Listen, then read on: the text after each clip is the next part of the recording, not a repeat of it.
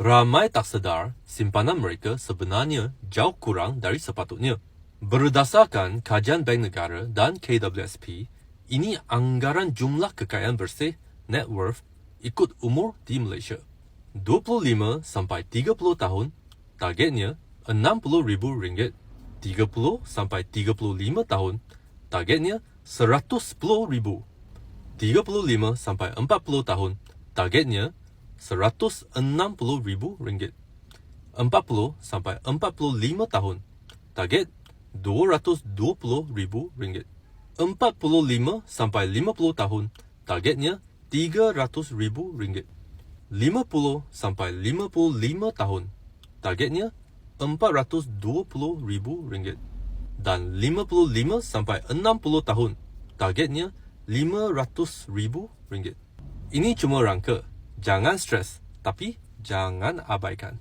Setiap umur ada strategi berbeza. 20 sampai 30 tahun, simpan 15% gaji minimum. Bina dana kecemasan 3 sampai 6 bulan. Elak hutang tinggi kad kredit. Untuk 30 sampai 40 tahun, mula labur dalam ASB, unit trust, saham. Tambah simpanan ke 20% gaji.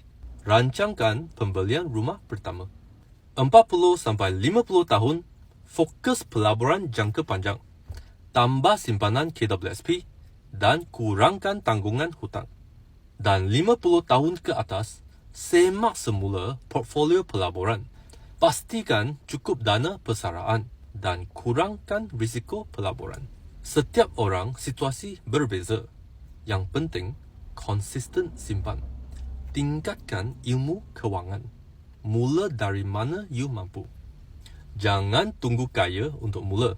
Mula dulu baru jadi kaya.